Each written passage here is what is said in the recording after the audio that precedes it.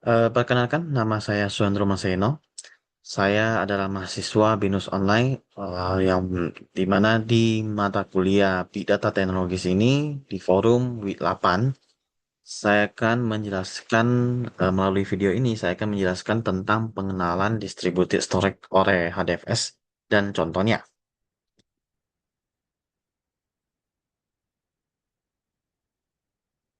Em, Konsep HDFS itu dalam penyimpanan data skala besar. HDFS itu menyimpan data besar dengan cara membagi filenya menjadi beberapa blok kecil, yaitu memecahnya yang dengan berukuran tetap ya, biasanya itu di 128 megabyte. Ya, ini tujuannya untuk memudahkan distribusi dan pengelolaan data secara efisien dan skalabel. Selain itu, HDFS juga menggunakan pendekatan distribusi data ke banyak node dalam cluster. Data yang telah dipotong dan didistribusikan ke banyak node yang berbeda agar beban kerja itu tersebar dan meningkatkan kecepatan akses serta ketahanan sistem itu sendiri.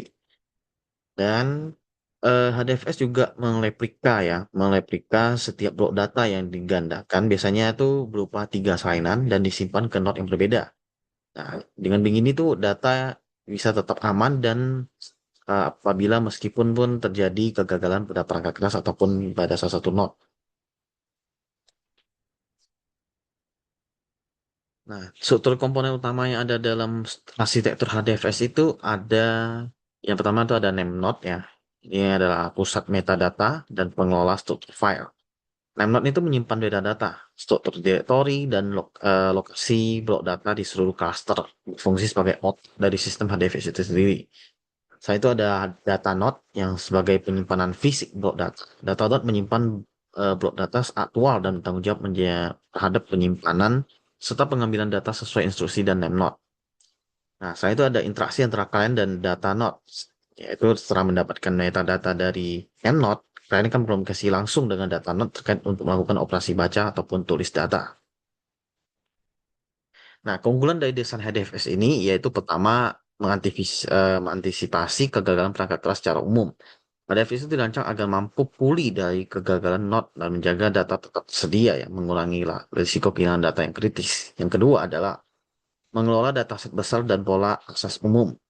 HDFS itu cocok untuk dataset besar dan pola akses sekali tulis berkali-kali baca yang umumnya di industri dan untuk efisiensi dan andalan. Yang ketiga adalah kemampuan skalabilitas tanpa tergantung pada platform tertentu. Sistem dapat diperluas misalnya pertumbuhan data dengan menambahkan node baru tanpa bergantung pada satu platform tertentu. Nah, langkah-langkah yang dimana cara kerja distribusi data pada HDFS itu, yang itu pertama ada splitting, yaitu eh, membagi file yang menjadi blok berukuran tetap seperti yang tadi dijelaskan di sekitar 128 megabyte untuk satu blok-bloknya.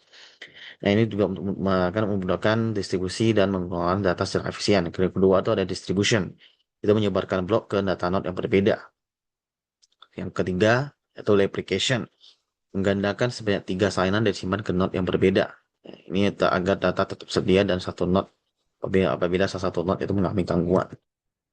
Nah, contoh dari distributed storage itu yang itu contohnya seperti di rumah sakit besar ya. Itu terkait dengan rekam medis pasien itu dipecah menjadi berdasarkan jenis-jenis polinya dan disimpan di server yang berbeda dan digandakan sebagai cadangan.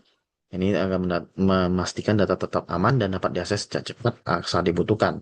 Nah, apabila dok, dokter membutuhkan, dokter langsung bisa mengakses data pasien melalui metadata yang menunjukkan lokasi data di berbagai server, sehingga proses penyalinan dan pengambilan data menjadi lebih efisien dan cepat. Dari saya, terima kasih.